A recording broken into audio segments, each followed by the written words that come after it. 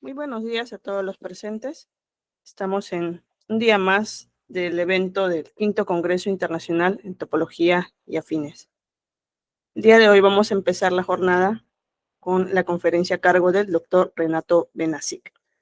Antes de poder empezar formalmente con las conferencias del día de hoy, quisiera dar un anuncio. La conferencia de las 11 de la mañana a cargo del doctor Ipanaque no va a ser posible realizada porque el doctor Ipanaque ha tenido un inconveniente.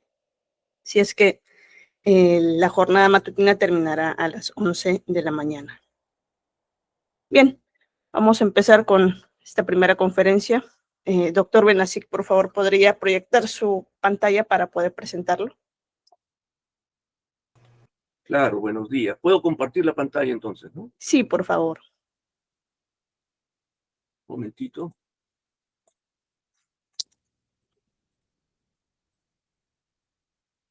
¿Listo? Listo, voy a presentarlo, ¿sí? Uh-huh. Hoy tenemos al doctor Renato Mario Benasik Tomé. Él es profesor a tiempo completo de la Facultad de Ciencias Matemáticas de la Universidad Nacional Mayor de San Marcos. Obtuvo su grado de doctor en Ciencias por el Instituto de Matemática Pura y Aplicada, IMPA, en Río de Janeiro, Brasil. Además es docente investigador de la facultad mencionada e investigador RENACIT nivel 5. Sus áreas de interés son los sistemas dinámicos, ecuaciones diferenciales y las matemáticas aplicadas. Hoy nos presentará su conferencia titulada Estabilidad estructural de sistemas dinámicos. Adelante, doctor Benasik. Muchas gracias. Bien, en primer lugar, debo de agradecer al comité organizador, ¿no?, de este evento por haberme invitado a dar la conferencia. A ver, voy a tratar de prender mi cámara un momentito, por favor.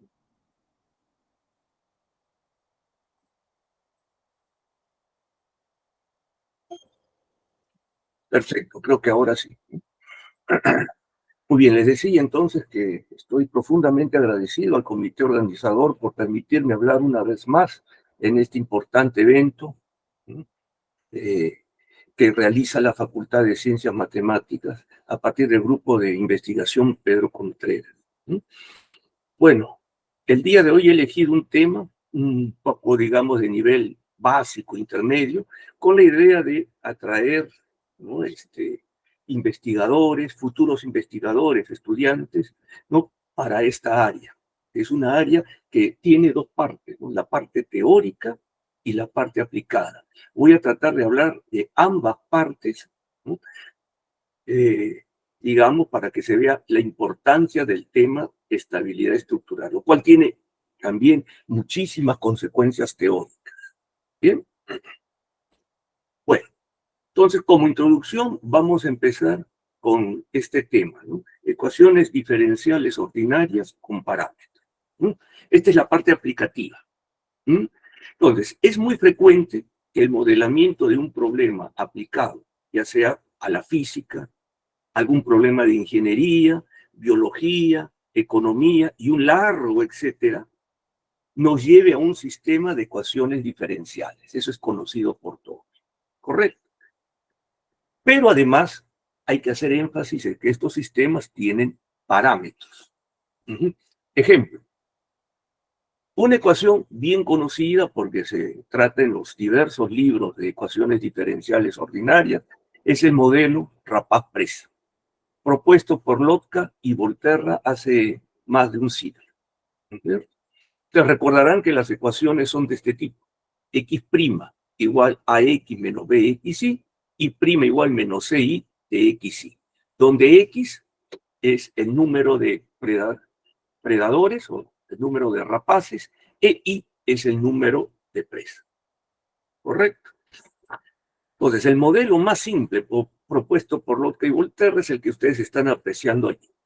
Pero ven que aparte de x y de y, que son las variables, por decir, principales del problema, están apareciendo estas letras, A, B, C y D.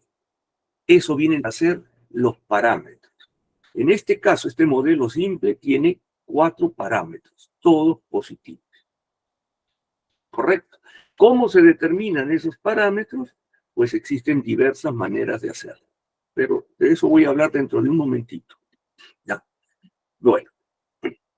Sin embargo, este es uno de los innumerables problemas que se presentan en las matemáticas aplicadas. Aquí les doy otro ejemplo.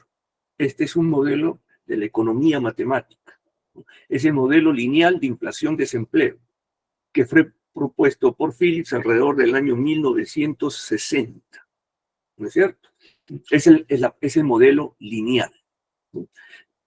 Aquí las variables deberían ser el pi y el u. Pi vendría a ser la tasa de inflación y u la tasa de desempleo, ¿no? Esas son las notaciones que se emplean en economía para esas variables. Como ven, es un modelo lineal. Aquí vuelve a aparecer pi y u. Vuelve a aparecer pi y u. Pero aparte existen otras letras que, al igual que en el modelo anterior, vendrían a ser los parámetros del problema. Correcto. Acá tiene, por ejemplo, miren, 1, 2, 3, 4, 5 parámetros, alfa, beta, K, M y T, todos positivos, y también aparecen 2 parámetros más, que además de ser positivos, son menores o iguales que 1, los cuales interpretan como tasas de cambio. Correcto. No voy a entrar en detalles de cómo se deduce estas ecuaciones, ¿no? Porque el objetivo es ver de que en todos los problemas aplicativos se presentan los parámetros. ¿De acuerdo? Seguramente ustedes conocen también otros tipos de problemas y en ellos se presentan parámetros. Desde los cursos de introducción a las ecuaciones diferenciales aparecen los parámetros. Entonces, ellos aparecen de manera muy frecuente en los sistemas de ecuaciones diferenciales. Pueden ser lineales o no lineales. Ahora hablemos un poquito sobre los parámetros. ¿Cómo se obtienen esos parámetros? Si es un modelo de la física, un modelo, digamos, de la ingeniería, es bastante probable que esos parámetros se obtengan haciendo diversos experimentos en los laboratorios. ¿No es así? Bueno, pero si es un problema, digamos, de las ciencias económicas, de la epidemiología, etcétera, generalmente esos parámetros ya no son obtenidos en laboratorios, sino son obtenidos analizando datos, toda una nube de datos. Por ejemplo, en este modelo propuesto por Phillips analizó casi 100 años de datos de cómo funciona la economía, para estas variables que él eligió, la economía británica. Si mal no me engaño, fue 1857 hasta 1950, casi 100 años de observación, ¿no? Y utilizando técnicas estadísticas. En economía se llama econometría. Entonces, decimos, por lo general los parámetros de un modelo son determinados experimentalmente para modelos físicos o de ingeniería o químicos también, o aplicando métodos estadísticos a una nube de datos obtenidos del comportamiento histórico de las variables que se están estudiando. Mientras más datos, mientras más historia se tenga, mejor. Pero ya ustedes deben estar imaginando unas cosas. Como son datos obtenidos o por experimento o aplicando técnicas estadísticas, no son valores, digamos, determinados unívocamente. No es como decir el parámetro pi, que es 3.14, 15, etcétera, ¿no? Tienen un error. Por eso no es difícil concluir que los valores de los parámetros usados en los modelos contengan errores. Mientras más datos se tenga, el error se reduce, pero el error va a aparecer. ¿De acuerdo? Entonces, a causa de esta incertidumbre, es conveniente considerar que los parámetros no sean fijos, sino que varíen dentro de un rango. Puede ser pequeño si tengo muchos datos, un poco más grande si tengo pocos o he realizado menos experimentos. Entonces, estos parámetros en realidad no asumen valores fijos, 2, 4, 3.5, sino que ellos varían por lo general dentro de un parámetro, dentro de un intervalo pequeño. Pues bien, ahora surge de manera natural la pregunta. Nosotros estamos en nuestros cursos de ecuaciones diferenciales acostumbrados a resolver problemas con parámetros fijos. Por ejemplo, x' igual 2x más y prima igual 3x menos 2y. Y la solución es 1. Ahora, ¿qué pasa si los parámetros no sumen valores únicos, sino dentro de un intervalo? ¿Las soluciones se afectarán en algo? Es decir, el comportamiento topológico de las soluciones de la EDO que modela el problema que estamos estudiando se va a alterar si es que los valores de los parámetros cambian. Imagínense que cambie, ¿no? Entonces, de repente, para algunos valores se tiene soluciones de un tipo y para otros valores cercanos de los parámetros se obtendrían soluciones de otro tipo. Pero no adelantemos, primero veamos algunos ejemplos, que son bien sencillos, ¿ya? A ver, nuestro objetivo es ver si efectivamente los valores de los parámetros alteran las soluciones de las ecuaciones. He elegido un problema bien sencillo, ¿no es cierto? Es un sistema lineal de 2 ecuaciones con 2 incógnitas y solamente aparezca un parámetro. El otro ya es un número fijo, -1. Y entonces sabemos cómo resolver este sistema. Es variable separable, resolvemos para x, resolvemos para y, etc. Entonces nosotros podemos obtener soluciones explícitas para el sistema que estamos presentando. Entonces, ¿qué es lo que vamos a hacer ahora? Ya que conocemos las soluciones, la podemos graficar, etc. Vamos a darle valores al lambda. Primero le voy a dar valores menores que -1. Después exactamente igual a -1. Entre -1 y 0. Lambda exactamente igual a 0. Y después para lambda mayor que 0. Y veamos qué es lo que ocurre a la hora de graficar estas soluciones que son conocidas.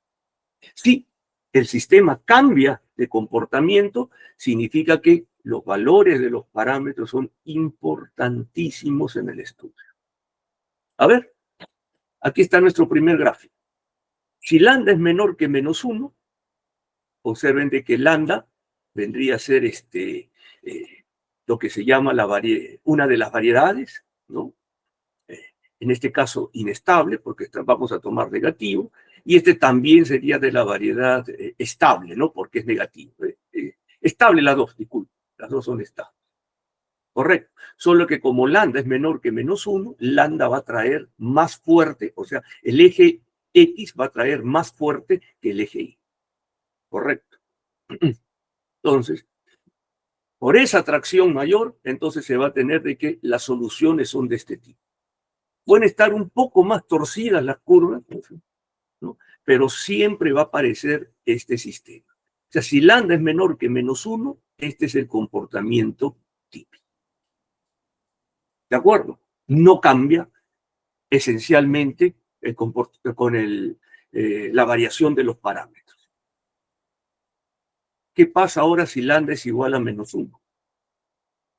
Si lambda es igual a -1, ahora el eje X y el eje Y van a atraer, por decirlo de alguna manera, con la misma fuerza. Y por lo tanto, las soluciones son segmentos de recta que confluyen en el origen, como están viendo aquí. ¿No es cierto? Cambia con respecto al anterior, solo cambia la forma, pero el comportamiento es el mismo, ¿no? Todas las órbitas se dirigen hacia el origen. Igual acá. Lo que está cambiando es la forma de la curva. Aquí parecen parábolas que se abren hacia la izquierda o derecha, y aquí ya son rectas. Seguimos cambiando el valor. Ahora lambda entre -1 y 0. Ahora el eje Y va a traer menos fuerte que el eje X. Perdón. El eje X va a traer menos fuerte que el eje Y, porque el eje Y siempre sigue trayendo con -1. Pero ahora el lambda va a estar con un valor absoluto menor que 1. ¿No es cierto? Y el resultado entonces es este. A ver, ¿qué se pierde? La forma de la curva. miren cómo pasó. Pasó de una curva que nos parece parábolas que se abren hacia la izquierda o derecha, a curvas que tienen forma de parábola, pero ahora que se abre arriba hacia abajo. Cambió solamente la forma de la curva. Pero esencialmente el comportamiento no cambia. ¿Por qué? Porque ya sea en cualquiera de estas tres figuras, todas las soluciones mueren en el cero. El cero vendría a ser un atractor. ¿Correcto? Ahora veamos qué pasa si lambda es igual a cero. Si lambda es igual a cero, ya no tengo que el eje X atrae. ¿No es cierto? Ahí viene este siguiente cambio. Esto sí es catastrófico. ¿No es cierto? Si lambda es igual a cero, eso significa que todo punto del eje X es una singularidad. Y ahora las soluciones, solamente un par de ellas se dirigen hacia el origen y las otras se dirigen hacia el punto donde ellas caen, como la proyección. Entonces, hubo un comportamiento tremendamente distinto a los casos anteriores. ¿Bien? ¿Y qué pasa si seguimos corriendo el valor lambda mayor que cero? Si lambda es mayor que cero, ahora el eje va a ser más o menos de esta manera, ¿no es cierto? Las soluciones van a ser de la forma que nos recuerdan curvas de nivel de la hipérbole. ¿Sí? ¿Correcto? Eso es lambda mayor que cero. Es decir, el cero ya no va a seguir siendo atractor. Entonces, veamos lo que ocurre desde el inicio. De aquí, cambió para aquí, cambió para aquí. Esencialmente lo que cambia es la forma de la curva, pero siempre son atractores. Para lambda igual a cero hay un cambio evidente del comportamiento de las soluciones. Y después, para lambda mayor que cero, lo único que va a cambiar es, digamos, la concavidad de la curva, pero esencialmente es este comportamiento. Ya el cero dejó de atraer como en los casos anteriores. Y este comportamiento se repite para todo lambda mayor que cero. Entonces, ¿qué de particular tiene el cero? Porque en el cero es que se produce un cambio catastrófico, ¿no? Entre el comportamiento de la solución. Imagínense entonces si esto ocurriera en un sistema que nosotros estamos resolviendo, que representa el modelo matemático de alguna área, ¿no es cierto? Y supóngase que estamos considerando el intervalo, digamos, menos delta, delta, alrededor del cero. Como no sabemos el valor del parámetro exactamente, él puede ser negativo. Negativo muy pequeño, entonces se comportaría así. Pero si lambda fuese mayor que cero, porque estaría dentro del error disponible, el comportamiento es este. Entonces, las conclusiones que nosotros haríamos no serían concluyentes, ¿no es cierto? Porque no podemos determinar el valor. Y si valdría exactamente cero, pues tendría este comportamiento. Entonces, llegamos a la conclusión que para algunos valores de los parámetros, en este caso para lambda igual a cero, entonces hay un cambio radical en el comportamiento de la solución. Pero este no es un único ejemplo, vamos a ver un poco más rápido un segundo ejemplo. Acá tengo otro sistema, también lineal, un poquito más complicado que el anterior, donde aquí el parámetro es A. ¿Correcto? Y el parámetro A lo vamos a hacer variar en todos los reales. Y vamos a ver qué ocurre conforme vamos haciendo crecer el valor del A. Vamos a empezar con un A negativo, después con A es igual a cero y con A positivo. ¿Correcto? Bien. Usando coordenadas polares no es difícil ver de que la solución es una combinación de funciones trigonométricas con la función exponencial. Y el comportamiento de las órbitas es el siguiente. Si A es menor que cero, puede ser muy cercano a cero como -1, puede ser muy lejano a cero como -10, el comportamiento esencialmente es este. Lo único que va a cambiar es la velocidad con que las curvas se rompen. Correcto, pero ese es el comportamiento para todo valor de A mayor que menor a negativo. ¿De acuerdo? ¿Qué pasa si A es igual a cero? Si A es igual a 0, ya el origen no es un atractor. Ahora las órbitas rodean al origen. Nos parece una especie de sistema solar, sistema planetario solar simplificado. ¿No es cierto? Pero ahora ninguna solución se acerca al origen. Para A igual a 0. Cambió radicalmente el comportamiento. Y si seguimos aumentando el valor del parámetro A mayor que 0, entonces nosotros tendríamos nuevamente el comportamiento espiral. Pero a diferencia del caso anterior, donde las espirales se enrollaban alrededor del origen, es decir, la solución tiende hacia el origen, ahora la solución se aleja del origen. Lo único que varía es que mientras más positivo sea el A, mientras más grande sea el número de vueltas con las cuales se desarrolla. Pero el comportamiento es el mismo. Conclusión. Si nosotros entonces estamos en un intervalo pequeño, alrededor de un número negativo, por ejemplo, alrededor del -1, y consideramos un intervalo de longitud 1, o sea, -1,5, -0,5, el comportamiento no varía mucho. Este es el comportamiento. Igual, si estamos en un intervalo, digamos, entre 0,5 y 1,5, también el comportamiento no varía mucho. Pero si estamos en un intervalo alrededor del 0, por más pequeño que sea, menos delta, delta, si elegimos un parámetro negativo, tenemos este comportamiento donde el origen sería un atractor, y si es positivo, el otro. Miren entonces cómo los parámetros influyen. Ya tenemos dos ejemplos, ¿no?, de cómo los parámetros influyen en el comportamiento de la zona. ¿Ya? Muy bien. Listo. Entonces, ya desde la época de hace 100 años, ¿no?, Pontryagin y toda la escuela rusa, ¿no?, ya comenzaban a hablar del concepto de estabilidad estructural. ¿Ya? Entonces, vamos a comenzar a entender qué cosa es la estabilidad estructural sin hacer ninguna demostración. Los dos ejemplos que hemos visto, ¿no?, nos va a ayudar bastante. Entonces,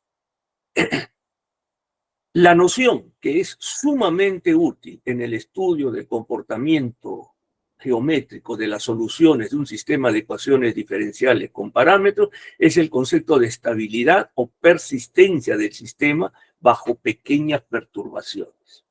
¿Por qué? Porque en el fondo, si nosotros hacemos variar los parámetros, estamos cambiando un poquito la ecuación diferencial. ¿Correcto? Entonces, estabilidad estructural, ¿qué significa? Que si dos ecuaciones, dos sistemas de ecuaciones están suficientemente cerca, entre comillas, entonces sus soluciones van a ser geométricamente similares. ¿Correcto? Esa es la noción intuitiva del concepto de estabilidad estructural. Entonces, un mapeo es estructuralmente estable si todo otro mapeo que define la ecuación diferencial alterada, que esté entre APA suficientemente cerca del X, tiene las órbitas similares a las órbitas del X. Es decir, la dinámica es topológicamente conservada. Como acabamos de ver, este concepto pues, es muy importante en la aplicación de los sistemas dinámicos. Pero también es un concepto sumamente útil dentro de la teoría per se. La teoría de las catástrofes o teoría del caos se basa en este procedimiento, ¿no? Muy bien, pero acá tenemos dos conceptos que lo hemos puesto entre comillas. Estabilidad estructural se basa en qué significa suficientemente cerca, ¿no?, y qué significa que sus órbitas sean similares para que su dinámica sea conservada. Entonces, vamos a dar una definición matemática precisa de esos conceptos. Y para que se entienda mejor, primero lo vamos a hacer en sistemas lineales. ¿Está bien? Bueno, los mapeos lineales y las matrices son la misma cosa como nosotros aprendemos en los cursos elementales de álgebra lineal, ¿no es cierto? Entonces, primero vamos a ver qué significa que dos matrices estén suficientemente cerca. Para ello es fundamental definir la norma de una matriz. Entonces, si nos dan una matriz con coeficientes reales de cuadrada, n filas, n columnas, lo denotamos por este símbolo, entonces la norma de A, denotada por A sobre 2 barras, se define como este máximo. Es decir, nosotros multiplicamos A por un vector dentro de la bola unitaria, ¿no es cierto? Y tomamos módulo. ¿Correcto? Muy bien. Entonces, como estamos haciendo variar X en un conjunto compacto y la función definida por una matriz, o sea, una transformación lineal, es continua, automáticamente tiene su máximo. Este número está bien definido. Bueno, se demuestra que esto es una norma, efectivamente satisface todas las propiedades de norma en este espacio, por lo tanto, el conjunto de las matrices cuadradas n por n vendría a ser un espacio de banda. Entonces, no solamente normado, sino que también es un espacio de banda. Ahora sí podemos definir qué significa que estén suficientemente cerca. Decimos que la matriz B está próxima o cerca de A si y solamente si la norma de B menos A es pequeña, para épsilon suficientemente pequeño. ¿Ya? Un fácil cálculo prueba de que como consecuencia de esta definición, si los coeficientes de la entrada IJ de la matriz B están próximos a los coeficientes de la entrada IJ de la matriz A, ¿no? Los coeficientes de las entradas son numeritos que aparecen en la casilla IJ, entonces esas matrices están próximas. Entonces, en particular, esta definición dice que si yo muevo un poquito cualquiera de los números que están en cualquier casilla de la matriz A, entonces ellas van a estar cercanas. ¿De acuerdo? Ese es entonces el primer concepto. ¿Qué significa que dos sistemas lineales estén próximos? La definición 1 lo aclara. ¿Está bien? Otro concepto que necesitamos es órbita, ¿no? Ya sabemos que toda matriz o transformación lineal define una ecuación diferencial ordinaria que se llama lineal. Esa es la ecuación. La solución de este sistema de ecuaciones se le llama órbita. ¿Correcto? Entonces, si nosotros fijamos un valor inicial, tendríamos una órbita en particular. Pero si vamos cambiando la condición inicial, entonces vamos teniendo una familia de órbitas, ¿no? ¿Correcto? De la ecuación diferencial. Entonces, ¿qué significa que dos sistemas se parezcan, que geométricamente sean similares? Aquí está el concepto, ¿no? Decimos que dos matrices son topológicamente equivalentes si existe un homeomorfismo de Rn en Rn que lleva las órbitas de A en las órbitas de B, preservando la orientación. Entonces, como se pide que H sea un homeomorfismo, eso significa que las órbitas de A son homeomorfas a las órbitas de B. Como consecuencia, si A tuviera una órbita cerrada, B también debería tener una órbita cerrada. ¿Correcto? ¿Por qué? Porque los homeomorfismos conservan conjuntos compactos. Las órbitas cerradas vendría a ser un conjunto compacto. Por ejemplo, intuitivamente uno ve de que una matriz A cuyas soluciones tiene una órbita cerrada con otra matriz B que define una ecuación diferencial que no tiene órbita cerrada, esas no pueden ser topológicamente equivalentes. ¿Correcto? Muy bien. Acá es importante preservando la orientación, que preserva la orientación de las órbitas. ¿Ya? Existe un concepto un poco más restrictivo que se llama conjugación topológica, donde ahí inclusive no solamente se respeta la orientación, sino el tiempo, o sea, la parametrización. En este concepto no me interesa tanto la parametrización, sino que las órbitas sean conservadas. Órbitas de A homeomorfas a las órbitas de A. ¿Correcto? Entonces, ahora que ya está aclarado qué cosa significa que estén próximos, que dos sistemas estén próximos, y qué significa que sus soluciones se parezcan, entonces ahora sí podemos definir el concepto de estabilidad estructural para sistemas lineales, ¿no es cierto? Que vendría a ser el que se está mostrando aquí en la pantalla.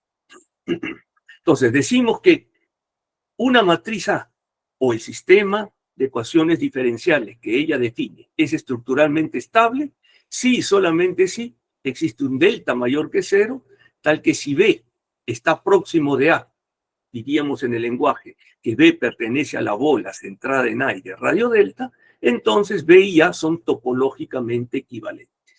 O sea, toda órbita de B es homeomorfa a alguna órbita de A y recíprocamente. Listo. Aplicando eso a los dos ejemplos que teníamos al inicio, ¿no? Si lambda y A son distintos de cero, son estructuralmente estables, ¿no? Habíamos visto, por ejemplo, que si lambda era -1, en este ejemplo, ¿no es cierto? Entonces, todas las órbitas se iban, acá debí poner -1, disculpen, aquí -1. ¿No? Entonces, todas las órbitas tenían en común que se iban al origen, morían en el origen. O como se dice en sistemas, su omega límite es el origen. Correcto. Lo único que cambia es la forma en que va. Algunas veces lo hace como una parábola, otras veces lo hace como una recta. Pero el comportamiento es el mismo. Lo mismo acá, ¿no es cierto? En el segundo ejemplo. Todas se dirigían al origen de una manera, pues, espiral. Pero cuando lambda es igual a 0 o A es igual a 0, esas no son estructuralmente estables. ¿De acuerdo? Ahí está entonces el problema. ¿Qué de particular tiene el 0 que no lo tienen los otros puntos? ¿Por qué el parámetro 0 es un parámetro importantísimo? ¿Es posible detectarlo? Acá lo hemos hecho fácil porque hemos escrito a propósito ecuaciones diferenciales que son sencillas de resolver. Pero como ustedes saben, ¿no? La mayoría de ecuaciones diferenciales no se pueden resolver explícitamente y no podemos hacer el análisis de las figuras que hemos hecho. Muy bien, entonces viene la pregunta. ¿Bajo qué condiciones podemos reconocer que una matriz o su sistema de ecuaciones diferenciales lineales que él se le asocia, define un sistema estructuralmente estable? Muy bien, esta teoría fue desarrollada más o menos en los años 40 del siglo pasado, 1940, ¿no? Y se llega a los siguientes resultados. Primero, el concepto de hiperbolicidad. ¿Qué significa que una matriz sea hiperbólica? Pues que sus autovalores tengan parte real distinta de cero. ¿Correcto? Ese es un concepto que nosotros estudiamos en los cursos de ecuaciones diferenciales normales de pregrado, de matriz hiperbólica. Listo. Y este teorema me dice que una matriz A es estructuralmente estable si y solamente si es hiperbólica. O sea, si yo sé que una matriz es hiperbólica, o sea, para algunos valores elegidos, parámetros, es hiperbólico, entonces ya sabemos que así cambiemos la matriz un poco, no se va a mover el sistema, como ocurrió en el primer ejemplo, como ocurrió en el segundo ejemplo. Sin embargo, cuando la matriz no es hiperbólica, como esta de acá, ahí sí va a cambiar. Y el comportamiento, porque depende si es un poquito mayor o un poquito menor que 0. Lo mismo ocurre con las espirales. ¿Ya? Listo. Todo lo que ese teorema no solamente ha sido probado para dimensión 2, sino en general. Y un siguiente resultado sería, bueno, ya sabemos entonces que la hiperbolicidad produce estabilidad estructural. Los sistemas lineales hiperbólicos son estructuralmente estables. Si lo movemos un poquito, la dinámica de sus soluciones, la topología, la geometría de sus soluciones no cambia. Ahora la siguiente pregunta es, ¿qué tan grande es el conjunto de las matrices hiperbólicas? ¿No es cierto? El siguiente resultado responde esa pregunta, ¿no? El conjunto de todas las matrices hiperbólicas es un conjunto abierto y denso en el espacio de las matrices cuadradas. Recuerden que las matrices cuadradas tienen una norma. Con esa norma es un espacio de Banach. Esa norma define una distancia y por lo tanto tenemos una topología y podemos hablar de conjuntos abiertos y densos. ¿Correcto? O sea, el conjunto de las matrices hiperbólicas es abundante, felizmente.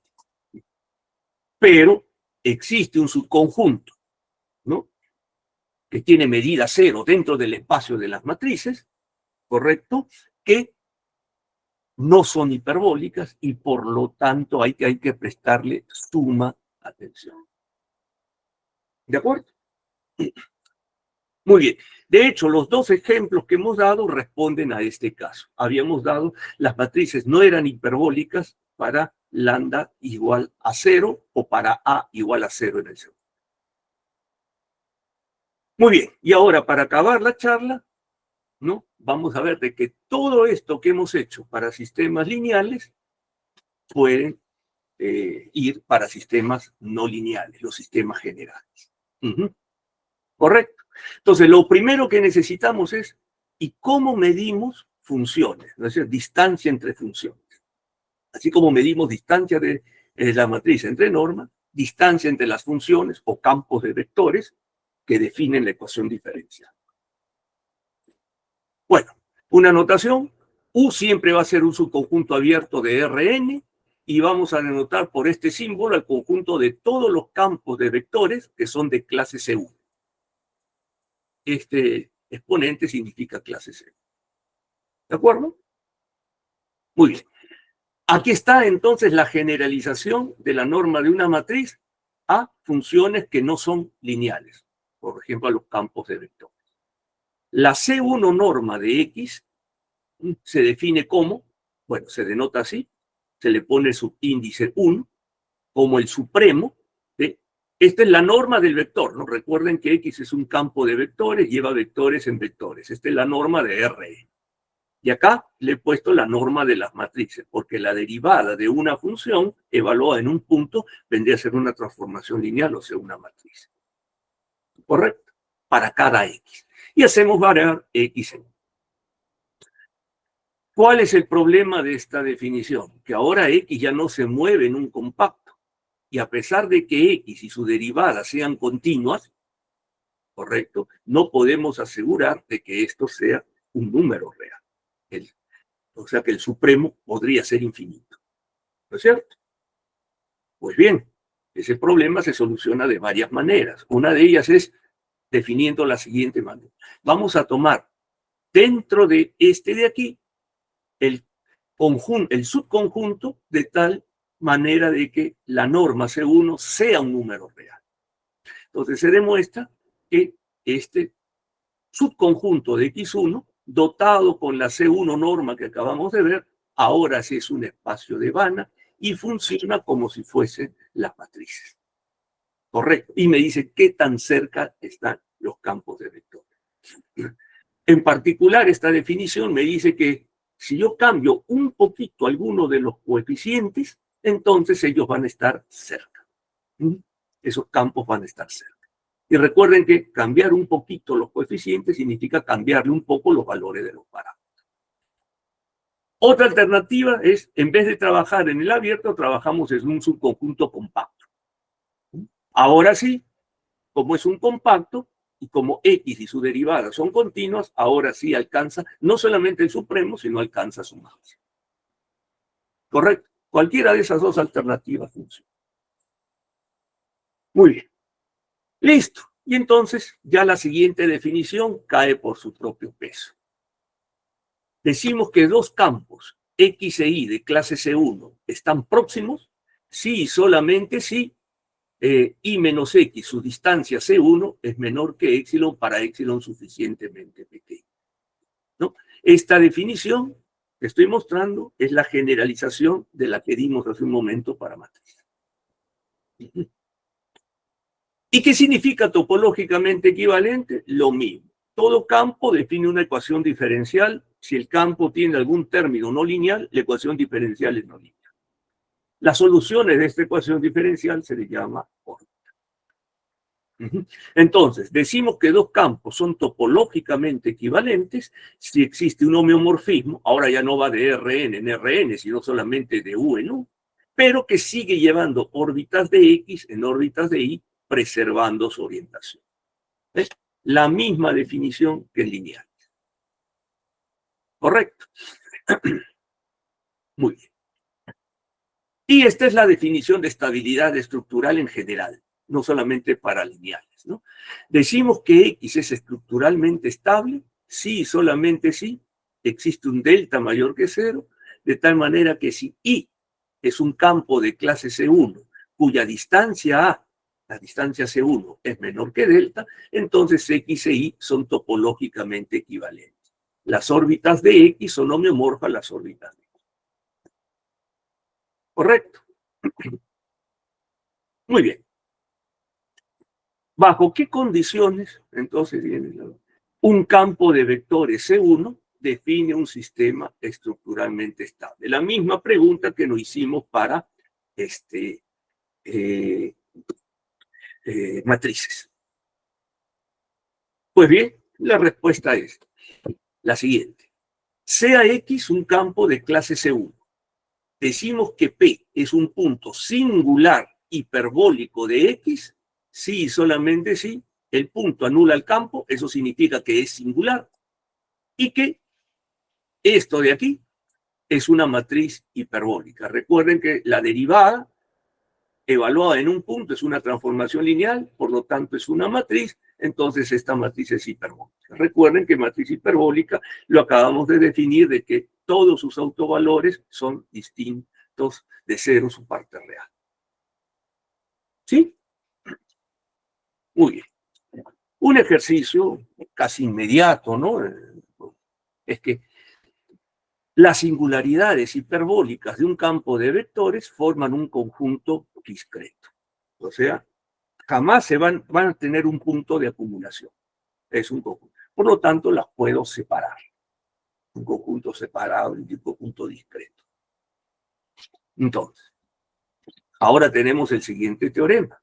Si tenemos un campo de clase C1 y P es una singularidad hiperbólica de X, con la definición que hemos dado, entonces X es estructuralmente estable en una vecindad de P.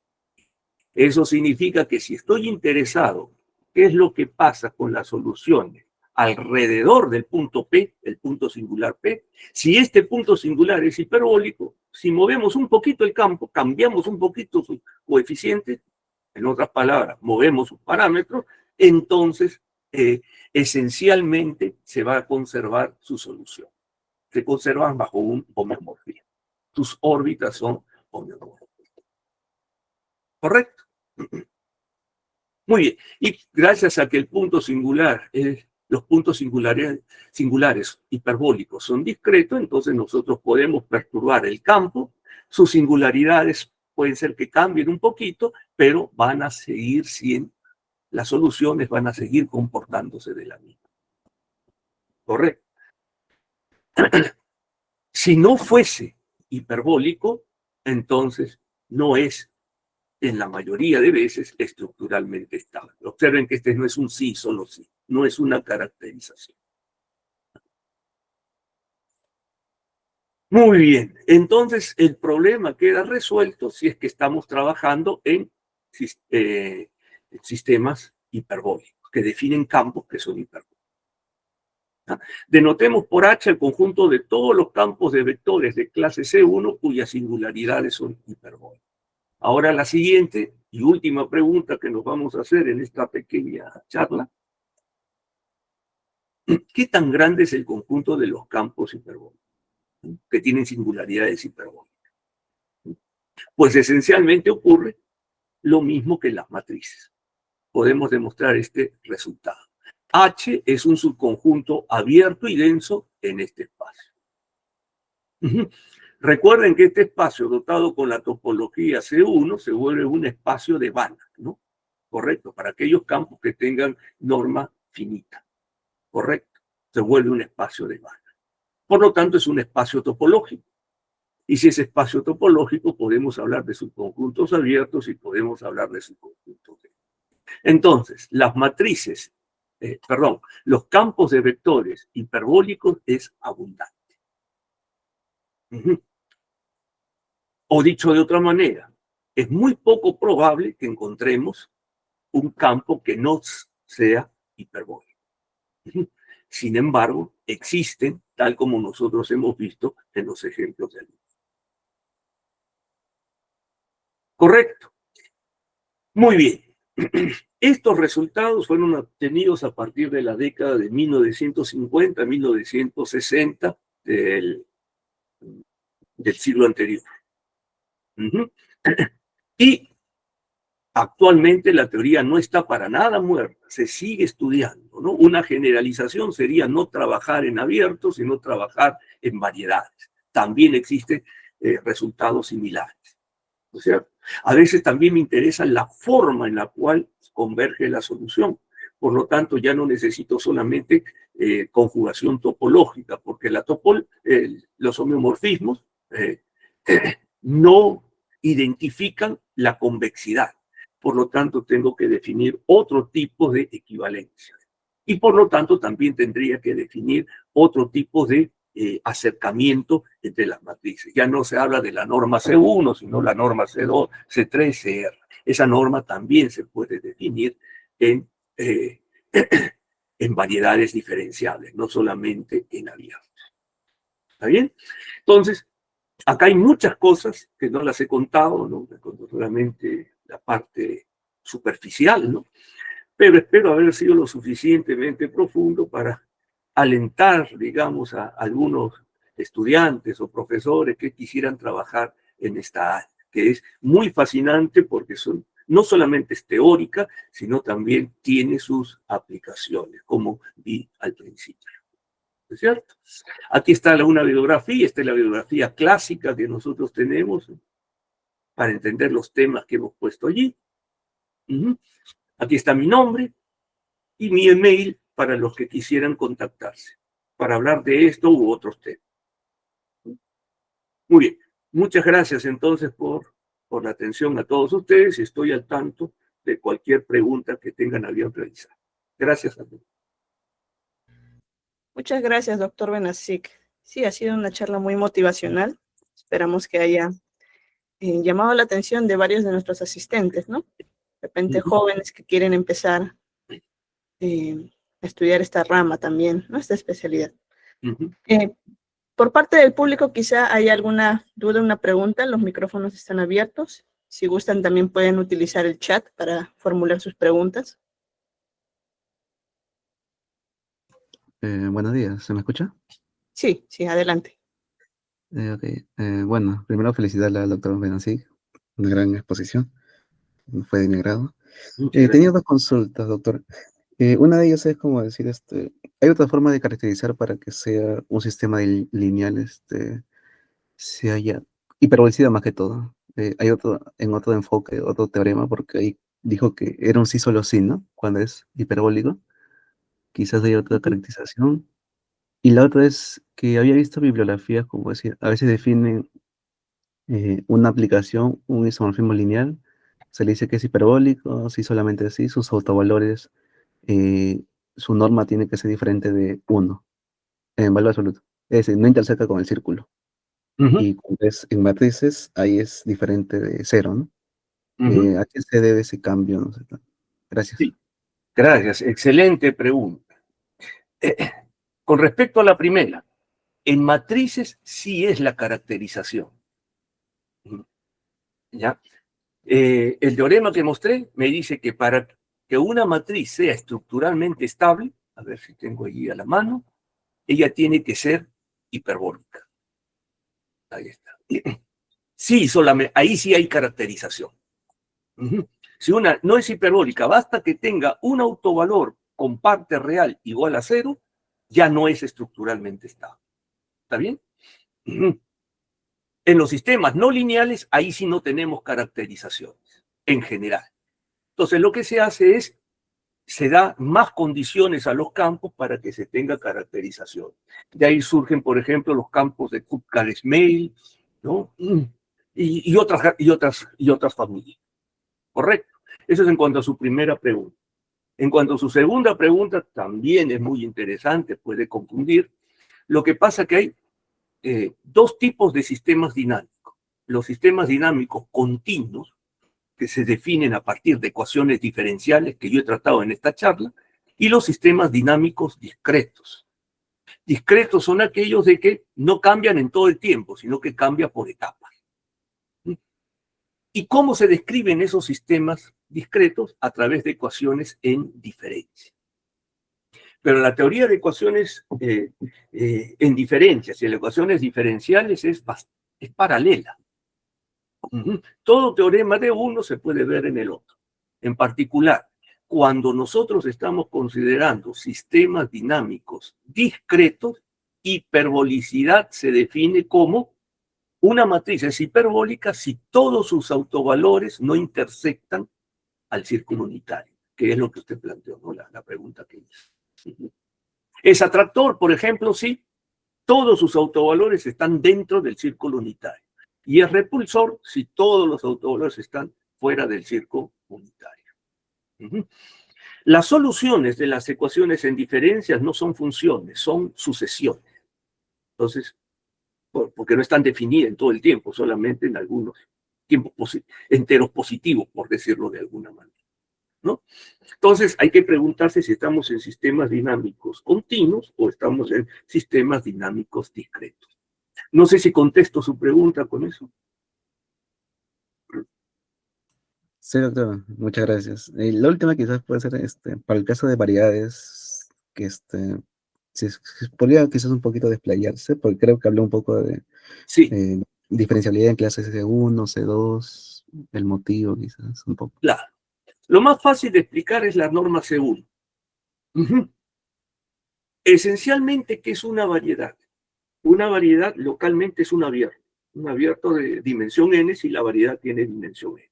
Entonces, en cada carta, por este pequeño pedazo, yo puedo definirlo de esta manera.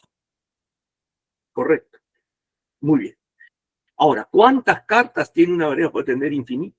Por eso ahí se trabaja mejor en variedades compactas. Porque si tengo una variedad compacta, entonces basta un número finito de cartas para cubrirlo. Entonces hago esto en cada una de las finitas cartas que cubren a la variedad. Y la definición es exactamente la misma porque claro, tiene algunas consecuencias técnicas, ¿no? Algunas dificultades técnicas, mejor dicho, pero esa es la idea. Esencialmente, una variedad localmente es un abierto. Y para trabajar con un número finito de cosas, entonces yo necesito que la variedad sea compacta. Y por eso se define la topología C1 también en variedades compactas. Y también se puede definir la topología C2, topología C3, topología CR en general. No sé si lo dejo satisfecho con esa respuesta. Sí, muchas gracias, doctor. Saludos. Ok. ¿Hay alguna otra pregunta, consulta para el doctor Benazik?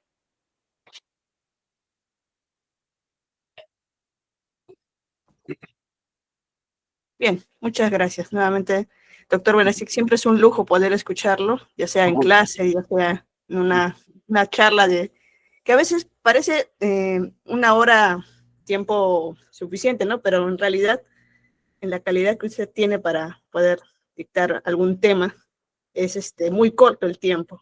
Agradecerle su presencia. Y si me permite, por favor, proyectar pantalla. Lo voy a abandonar. Listo. Listo. Voy a presentar su certificado. Bien, ahí se está viendo. Entonces, a nombre de la Facultad de Ciencias Matemáticas de la Universidad Nacional Mayor de San Marcos, se le hace entrega este certificado al doctor Renato Mario Benazik Tomé en mérito a su participación como ponente en el 5º Congreso Internacional de Topología y Afines. Nuevamente, doctor Benazik, muchas gracias. No, al contrario. Sí, muchas gracias, doctor. Gracias, gracias.